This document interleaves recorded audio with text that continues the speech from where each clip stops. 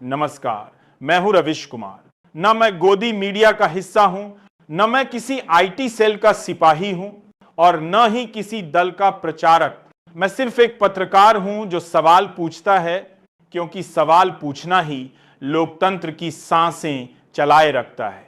आज जो खबर मैं आपको सुनाने जा रहा हूं वह कोई सामान्य घटना नहीं है।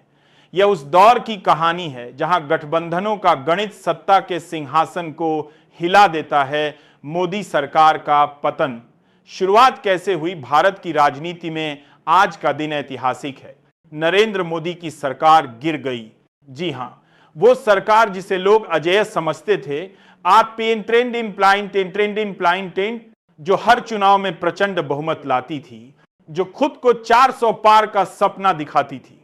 और मान वो सरकार अब अल्पमत में है। कारण दो पुराने सहयोगी चंद्रबाबू नायडू और नीतीश कुमार। नायडू ने कहा अब बहुत हो चुका, और नीतीश कुमार, खैर उनके तो नाम के साथ ही पलटू शब्द जुड़ा हुआ है। लेकिन इस बार पलटना बीजेपी की राजनीति के लिए बड़ा झटका बन गया। क्यों छोड़ा? नायडू ने बीजेपी का साथ। तेलुगु देशम पार्टी टीडीपी के नेता चंद्रबाबू नायडू एनडीए का अहम हिस्सा थे। आंध्र प्रदेश की राजनीति में उनका कद ऐसा है कि दिल्ली की सत्ता के गलियारों में उनकी गिनती हमेशा एक निर्णायक खिलाड़ी के रूप में होती रही है। नायडू का आरोप था बीजेपी आंध्र प्रदेश को सिर्फ वोट बैंक मानती है, राज्य की जरूरतों पर ध्यान नहीं देती, विशेष राज्य का दर्जा हो या उद्योगों में निवेश। नायडू बार बार कहते रहे, मोदी जी हमें सिर्फ भाषण मत दीजिए, जमीन पर काम करिए। लेकिन जब मांगे पूरी नहीं हुई तो नायडू ने भाजपा को धन्यवाद, लेकिन अब बस कह दिया। नीतीश कुमार की चालबाजी या रणनीति। अब आते हैं नीतीश कुमार पर। नीतीश कुमार भारतीय राजनीति के सबसे लचीले नेता। लोग उन्हें पलटू राम कहते हैं, लेकिन असल में वे गठबंधन गणित के उस्ताद हैं।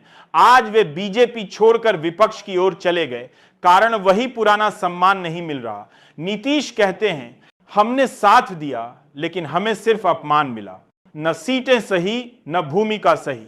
बस अब बहुत हो गया। मोदी सरकार की गिनती गड़बड़ा गई। जब नायडू और नीतीश दोनों ने बीजेपी का साथ छोड़ा तो संसद का गणित बदल गया। संख्या बल ही लोकतंत्र की जान है, और वही संख्या बल मोदी सरकार से फिसल गया। लोकसभा में बहुमत का आंकड़ा है 272 बीजेपी और उसके सहयोगियों के पास था करीब 290, लेकिन नायडू 16 सीटें और नीतीश 12 सीटें अलग हो गए, यानी कुल 28 सीटें कम हो गई। अब मोदी सरकार गिर गई, क्योंकि अब बहुमत का जादुई आंकड़ा उनके पास नहीं रहा।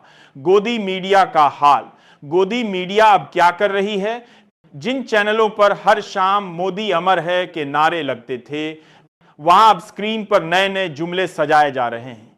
कोई कह रहा है यह विपक्ष की साजिश है, कोई चिल्ला रहा है विदेशी ताकतें मोदी को हटाना चाहती हैं। लेकिन कोई यह सवाल नहीं पूछ रहा कि अगर सरकार इतनी मजबूत थी तो सहयोगी क्यों छोड़कर चले गए। लोकतंत्र का सबक दोस्तों, यह सिर्फ सरकार गिरने की खबर नहीं है, यह उस राजनीति की असली तस्वीर है।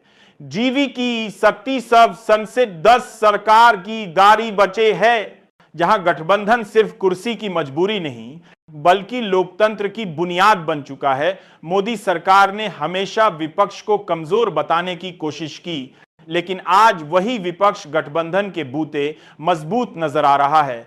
सड़कों पर लोगों की मिलीजुली प्रतिक्रिया है। किसी को लगता है कि देश अस्थिर हो जाएगा, तो किसी को उम्मीद है कि शायद अब महंगाई बेरोजगारी पर सच में काम होगा। युवाओं में खासी नाराजगी थी, क्योंकि नौकरियां सिर्फ कागजों में थीं और मैदान में सिर्फ डबल इंजन का नारा आज वही युवा कह रहे हैं।